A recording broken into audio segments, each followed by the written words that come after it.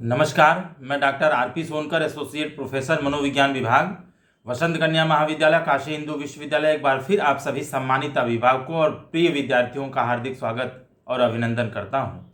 प्रिय विद्यार्थियों, आज मैं आपसे CUET PG एडमिशन, खासतौर से BHU PG एडमिशन से संबंधित कुछ महत्वपूर्ण मुद्दों पर बात करूंगा।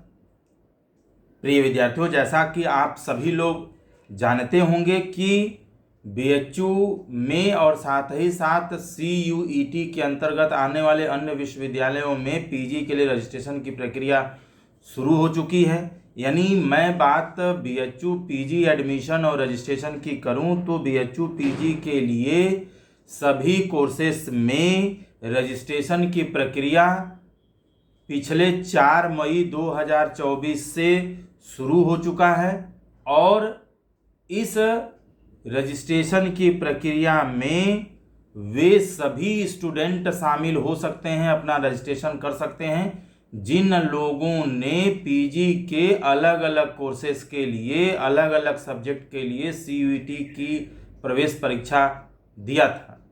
प्रिय विद्यार्थियों, मैं आपको यहाँ ये भी बता दूं कि इस रजिस्ट्रेशन की प्रक्रिया में यानी BHU PG एडमिशन के लिए किसी कोर्स में रजिस्ट्रेशन करने के लिए वो सभी कैंडिडेट एलिजिबल हैं, योग्य हैं जिन लोगों ने CUET PG की प्रवेश परीक्षा में शामिल हुए थे।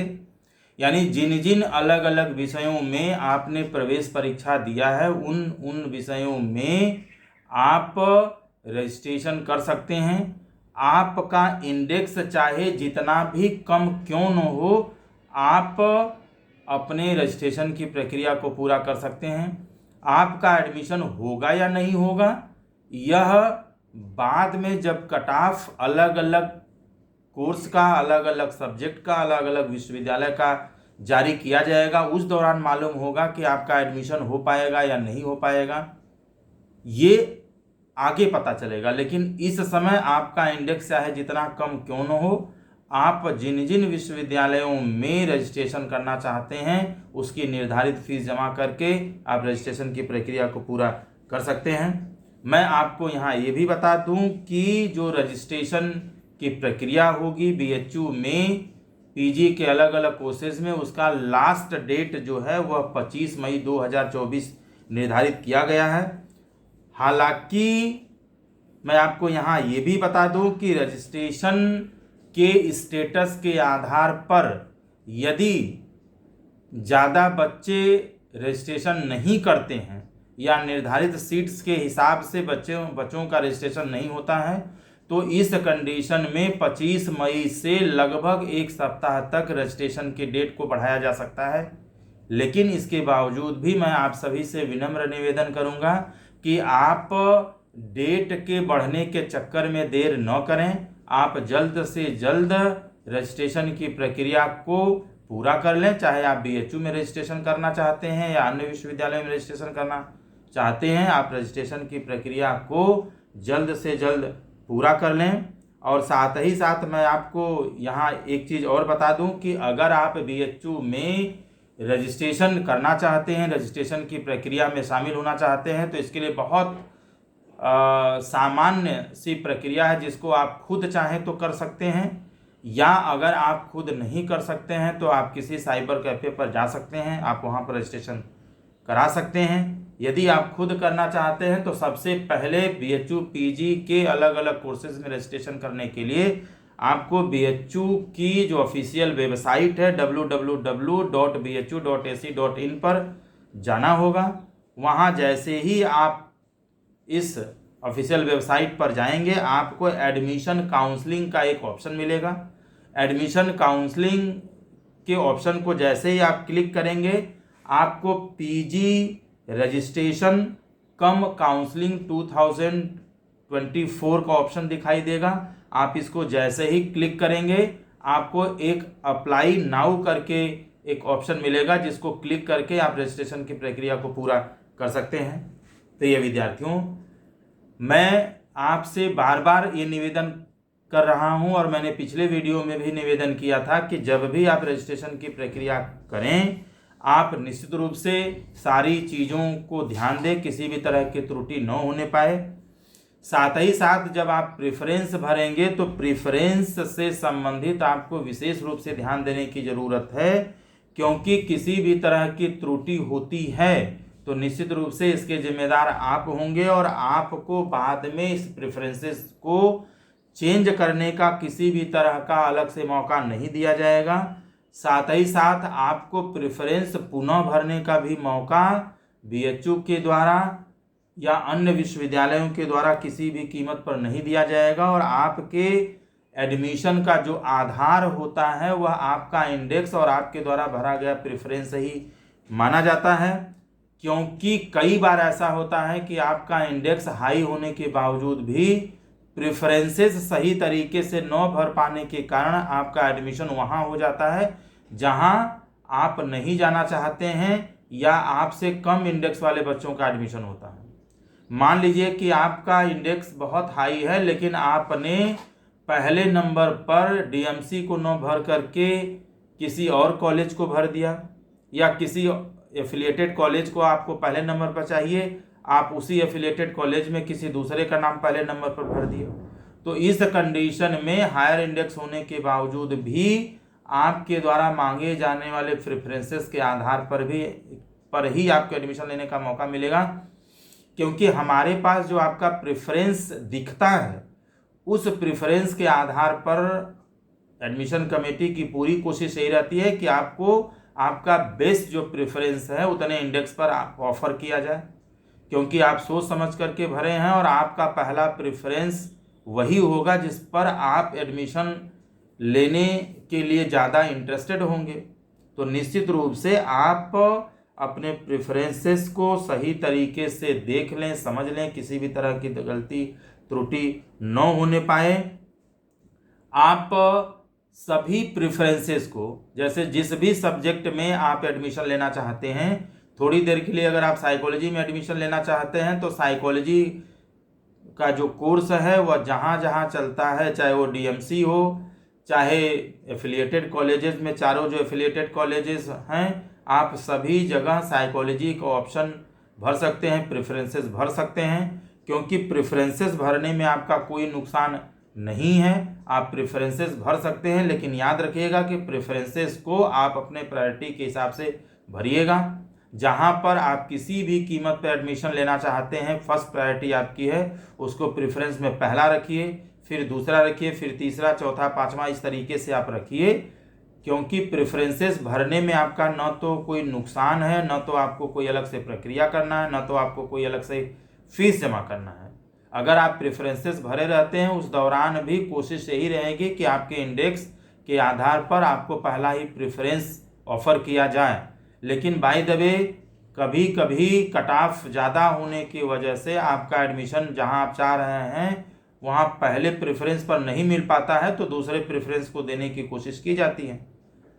लेकिन कहीं भी एडमिशन देने के बावजूद भी लेने का जो निर्णय है, जो डिसीजन है, वो आपका होगा। आपको यदि पसंद होगा तो उस कॉलेज में आप फीस जमा कर सकते हैं, एडमिशन ले सकते हैं, और यदि आप उस कॉलेज में एडमिशन लेने के लिए इंटरेस्टेड नहीं है तो ये आपकी इच्छा के ऊपर निर्भर करता है। आप सीट छोड़ सकते हैं, यानी आप फीस जमा नहीं कर सकते हैं, एडमिशन आप नहीं ले सकते हैं। लेकिन एक बार अगर आपने प्रेफरेंस नहीं भरा और बाद में आपका मूड बनता है कि एक साल गैप करने से अच्छा है कि हम किसी एफिलिएटेड कॉलेज में ही एडमिशन ले लें, तो उस दौरान आप पुनः प्रेफरेंस नहीं भर सकते, आप पुनः आपके एडमिशन पर कोई विचार नहीं किया जाएगा, यानी आपको कोई मौका नहीं मिलेगा। तो इसलिए आप रास्ता बचा के रखिए, सोचने का मौका आपको मिल जाए, जिससे कि आप बाद में डिसीजन ले सके। शुरू में ऐसा गलती न करें जिससे आप एडमिशन की प्रक्रिया से बाहर हो जाएं और चाहने के बावजूद भी आपको एडमिशन न मिले, जबकि आपसे कम इंडेक्स वाले बच्चों को एडमिशन मिल जाए। तो इसलिए मैं कह रहा हूं कि जितने संभावित प्रेफरेंसेस आप उसको ज़रूर भरें। एडमिशन लेना न लेना आपकी इच्छा के ऊपर डिपेंड करता है। एक चीज़ मैं आपको यहाँ ये भी बता दूं कि रजिस्ट्रेशन से पहले बीएचयू बुलेटिन 2024 जो जारी किया गया है, यह बीएचयू के ऑफिशियल वेबसाइट पर अपलोड किया गया है। आप इस BHU की ऑफिशियल वेबसाइट bhu.ac.in पर आप जा करके देख सकते हैं। bhuonline.ac.in पर भी आप विजिट करके देख सकते हैं। यह उपलब्ध है। यह कुल 43 यानी 43 पेजेस में उपलब्ध है, जिसमें PG एडमिशन से संबंधित सभी इंफॉर्मेशंस को बहुत विस्तार से लिखा गया है। आप उसको पढ़ सकते हैं, विस्तृत जानकारी आप प्राप्त कर सकते हैं। लेकिन मैं आपकी जानकारी के लिए BHU PG एडमिशन जो बुलेटिन है जो जारी किया गया है 43 पेजेस का, इसमें से कुछ महत्वपूर्ण और खास बिंदुओं पर एक नज़र जरूर डालना चाहूँगा, जिससे आप चीज़ों को समझ लें और सोच समझ करके ही आप किसी विश्वविद्यालय में रजिस्ट्रेशन या BHU में PG में एडमिशन चाहते हैं तो इन चीज़ों की जानकारी निश्चित रूप से आपके पास होनी चाहिए। मैं सबसे पहली अगर बात बताऊं तो BHU में PG के सभी जो कोर्सेज हैं उसमें एडमिशन कुल 7 सेंटर्स पर किया जाएगा, 7 सेंटर्स पर किया जाएगा। यह बात अलग है कि PG के कुछ कोर्सेस किसी सेंटर पर चलते हैं तो कुछ कोर्सेस किसी सेंटर पर चलते हैं, यानी सभी के सभी सब्जेक्ट का एडमिशन सभी सेंटर्स पर हो ऐसा नहीं है।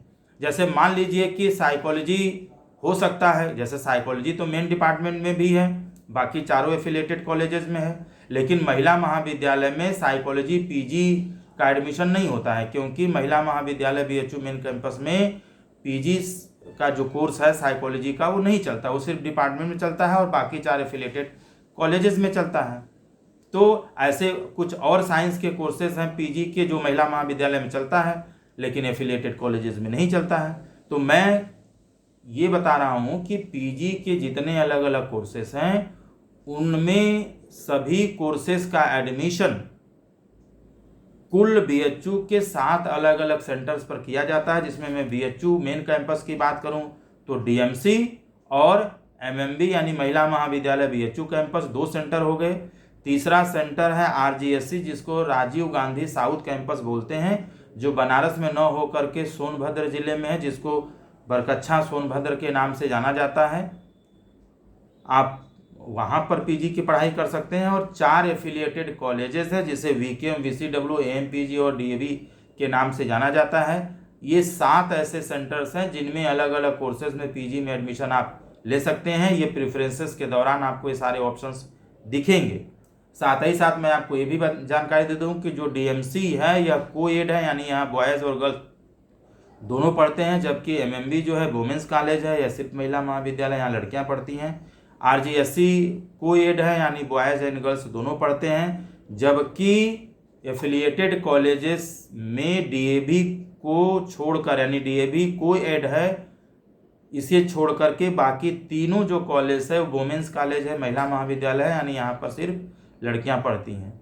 तो लड़कों के लिए सिर्फ DMC और एफिलिएटेड कॉलेजेस में DAV और सोनभद्र में RGSC ही 3 विकल्प है जहां पर लड़के PG के जो भी कोर्स यहां पर संचालित होते हैं उसमें एडमिशन ले सकते हैं। इस बात को निश्चित रूप से आपको ध्यान देना होगा और सोच समझ करके ही आपको BHU एडमिशन में रजिस्ट्रेशन करना होगा।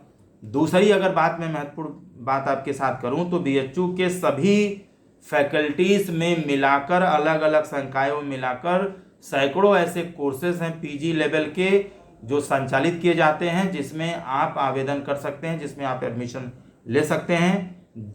PG के जितने अलग अलग, जैसे मैंने बताया कि लगभग सैकड़ों कोर्सेज हैं जिनमें आप एडमिशन ले सकते हैं, जिनको BHU के द्वारा संचालित किया जाता है। इसमें जो कोर्स हैं वो कुछ जनरल कोर्स होते हैं, कुछ प्रोफेशनल कोर्सेज होते हैं, कुछ स्पेशल कोर्सेज होते हैं, कुछ वोकेशनल कोर्सेज होते हैं, कुछ कॉमन सब्जेक्ट कोर्सेज होते हैं, जैसे साइकोलॉजी हो गया, होम साइंस हो गया, जियोग्राफी हो गया, मैथमेटिक्स हो गया, जो साइंस फैकल्टी ऑफ साइंस और faculty of social science, faculty of arts में भी चलते हैं।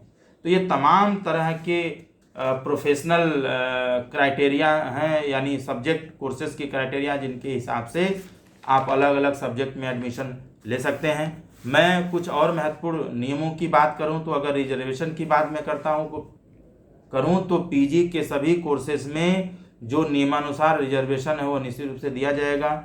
SC को 15% रिजर्वेशन है, तो वहीं ST को 7.5% का रिजर्वेशन जो संवैधानिक रिजर्वेशन प्रक्रिया है वो पूरा किया जाएगा। लेकिन SC ST के बच्चों को ये रिजर्वेशन का फ़ायदा तभी होगा जब वो इसके लिए कास्ट सर्टिफिकेट उपलब्ध कराएंगे, और यह कास्ट सर्टिफिकेट या तो नया होना चाहिए या तो 3 साल से ज़्यादा पुराना नहीं होना चाहिए, और ये सेंट्रल गवर्नमेंट का होना चाहिए। इस चीज़ को आप ध्यान से सुनिएगा। बात यदि हम OBC की करें तो OBC को 27% का रिजर्वेशन दिया जाएगा, और इनके लिए भी कास्ट सर्टिफिकेट होना जरूरी है, जो नया हो या 3 वर्ष से ज़्यादा पुराना न हो और सेंट्रल का हो। वहीं पर बात यदि हम EWS की करें तो EWS कैटेगरी को 10% का रिजर्वेशन मिलेगा, जो 17 जनवरी 2019 को department of higher education MHRD के द्वारा जो नियम पारित हुआ था, उसके अनुसार EWS के बच्चों को भी 10% रिजर्वेशन PG के एडमिशन में दिया जाएगा। हालांकि इन्हें भी EWS सर्टिफिकेट उपलब्ध कराना होगा। वहीं पर अगर हम एज रिलैक्सेशन की बात करें, प्रिय विद्यार्थियों, मैं आपको ये बता दूं कि सारी की सारी जानकारी BHU बुलेटिन 2024 में जो दिया गया 43 पेजेस में, मैं उसी को आधार बना करके दे रहा हूं। उसमें सारी चीज़ें लिखी गई हैं, जो मुख्य चीज़ें मैं आपके साथ शेयर कर रहा हूं।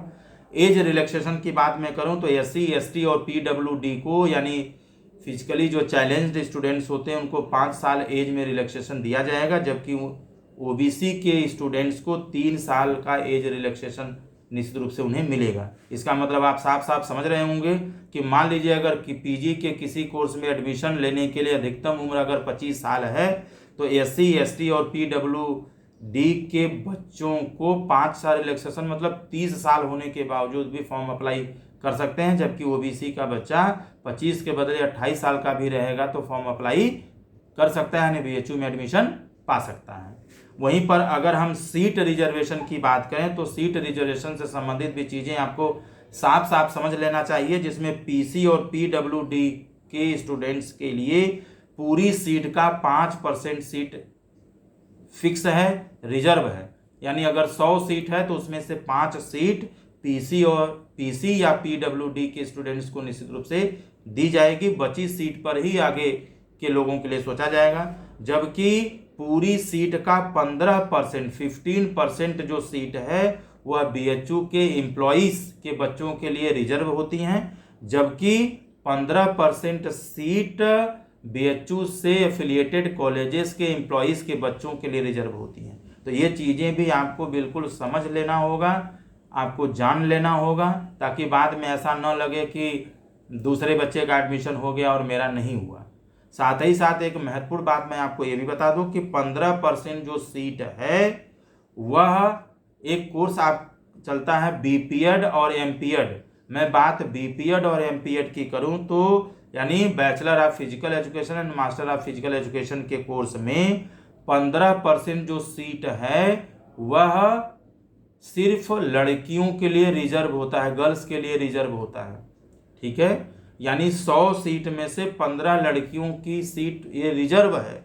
मान लीजिए अगर 100 सीट होती है तो उसके बाद जो अपने इंडेक्स वाइज आएगा वो तो आएगा ही, लेकिन अगर गर्ल्स अप्लाई नहीं करती हैं या गर्ल्स के द्वारा ये सीट नहीं भरती है तो उस कंडीशन में गर्ल्स की यह सीट को बॉयज़ के द्वारा भर दिया जाएगा। लेकिन 15% सीट महिलाओं के लिए, लड़कियों के लिए रिजर्व होता है। ये सिर्फ और सिर्फ BPED और MPED की बात मैं कर रहा हूँ।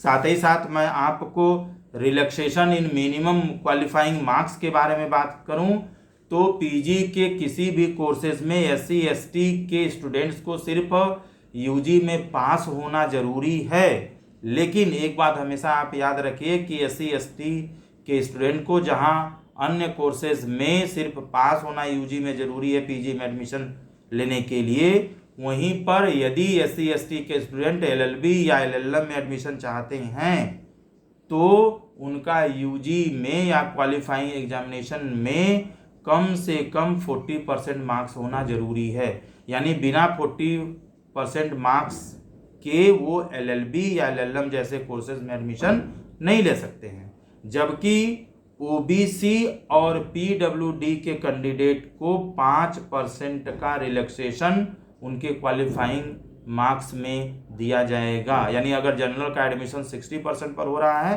तो ओबीसी और पीडब्ल्यूडी का एडमिशन 55% पर हो सकता है। ठीक है। वहीं मैं पेड सीट के बारे में बात करूं तो पूरी सीट का बीएचयू के सभी अलग अलग पीजी के कोर्सेस में जो पेड सीट है, पूरी सीट का अधिकतम 15% यानी 15% जो सीट होगा वह पेड सीट होगा, जिस पर एडमिशन लिया जाएगा और जिसकी फीस जो रेगुलर फीस होती है उससे लगभग 3 से 4 गुना होता है। ठीक है। तो आप इस बात को समझ लीजिए कि किसी भी सीट का अधिकतम 15% सीट पेड सीट पीजी के अलग अलग कोर्सेज में बीएचयू के द्वारा निर्धारित की गई है। और अगर आप पेड सीट में एडमिशन लेना चाहते हैं तो इन पेड सीट पर जो भी निर्धारित फीस होगी उसे जमा करके आप पेड सीट पर एडमिशन ले सकते हैं। जाते जाते अगर मैं हॉस्टल से संबंधित कुछ महत्वपूर्ण इन्फॉर्मेशन के बारे में बात करूं जो साफ साफ इस बीएचयू पीजी बुलेटिन में लिखा गया है कि हॉस्टल अलॉटमेंट कैसे किया जाएगा और कितने हॉस्टल अवेलेबिलिटी है बीएचयू के अंदर। तो हॉस्टल अलॉटमेंट से संबंधित अगर मैं 2-3 बातें आपको बता दूं कि जब भी हॉस्टल अलॉट किया जाता है इसकी 3 क्राइटेरिया होती है, यानी किसी बच्चे को हॉस्टल मिलना न मिलना इन 3 बातों पर निर्भर करता है। सबसे बड़ी बात इंडेक्स आपका कितना है, आपके घर से बीएचयू की दूरी यानी डिस्टेंस कितना है और आपकी कैटेगरी क्या है। ये 3 ऐसे फैक्टर्स हैं जिनके आधार पर हॉस्टल मिलना न मिलना निर्धारित होता है। अगर मैं जल्दी से बीएचयू में हॉस्टल की उपलब्धता के बारे में बात करूं तो बीएचयू में जो बॉयज हॉस्टल्स हैं, अगर पीजी के सभी कोर्सेस में मिला करके देखा जाए, बॉयज हॉस्टल्स के बारे में बात किया जाए तो कुल बीएचयू में 36 यानी 36 ऐसे हॉस्टल्स हैं जो लड़कों के लिए बनाए गए हैं, जिसमें लड़के रह करके पढ़ाई कर सकते हैं। यानी बीएचयू में डीएमसी में पढ़ने वाले बच्चों को लेकर के और आरजीएससी दोनों को मिला दिया जाए तो लड़कों के लिए इन दोनों जगहों पर मिला करके कुल 36 यानी 36 हॉस्टल्स बनाए गए हैं, जिनमें रहने के लिए आपकी जो फीस होगी, जो निर्धारित फीस है वो 4,875 यानी 4,875 से लेके 5,375 के बीच रखी गई है। जबकि मेस की सुविधा लेने के लिए आपको अलग से पे करना होगा। ठीक है। अगर बात मैं गर्ल्स हॉस्टल की करूं तो बीएचयू के पीजी कोर्सेस, सभी पीजी कोर्सेस को मिलाकर के बीएचयू के अंदर कुल 32 यानी 32 ऐसे हॉस्टल्स हैं जिनमें लड़कियां रहती हैं, जो गर्ल्स हॉस्टल्स हैं। चाहे ये लड़कियां महिला महाविद्यालय में पढ़ने वाली हों, चाहे डीएमसी में पढ़ने वाली हों। डीएमसी में पढ़ने वाली लड़कियों प्लस महिला महाविद्यालय में पढ़ने वाली लड़कियों, सभी गर्ल्स को मिला करके इनको रहने के लिए बीएचयू कैंपस में कुल 32 यानी 32 हॉस्टल्स बनाए गए हैं। और इसमें भी जो फीस है वह 4,875 से लेकर के 5,375 निर्धारित किया गया है और मेस का भी यहाँ पर आपको अलग से पे करना पड़ेगा। मैं आपको यहाँ ये भी बता दूँ कि मैं एफिलिएटेड कॉलेजेस की बात नहीं कर रहा हूँ। एफिलिएटेड कॉलेजेस में सिर्फ और सिर्फ वीकेएम कामाख्या और वीसीडब्ल्यू राजघाट में हॉस्टल हैं, जहां पर लगभग 100 की कैपेसिटी होती है, जहां पर हॉस्टल बच्चों को दिया जाता है यूजी और पीजी का। तो वो एफिलिएटेड कॉलेजेस का इसके बाद है। ठीक है। और बात यदि मैं बीएचयू में इंटरनेशनल हॉस्टल्स की करूँ फॉरेन स्टूडेंट्स, तो फॉरेन स्टूडेंट्स के लिए बीएचयू में इंटरनेशनल हॉस्टल 4 हैं, जो विदेशी छात्राओं को दिया जाता है और इसकी जो निर्धारित फीस है वो 20,900 प्रति वर्ष है, जबकि मेस का खाना आपको अलग से पे करना पड़ेगा। ठीक है। ये कुछ महत्वपूर्ण जानकारियां थी जो मैंने आपके साथ साझा किया। इसके बावजूद भी यदि आपको कोई डाउट हो, कोई सवाल हो, कोई जानकारी चाहते हैं तो आप निश्चित रूप से कमेंट बॉक्स में लिख सकते हैं। मैं जवाब देने की पूरी कोशिश करूंगा। विस्तृत जानकारी के लिए आप बीएचयू की ऑफिशियल वेबसाइट bhuonline.ac.in पर विजिट कर सकते हैं। आप सभी लोग खुश रहें, अपना ख्याल रखें। आप सभी को एडमिशन की बहुत बहुत शुभकामनाएं।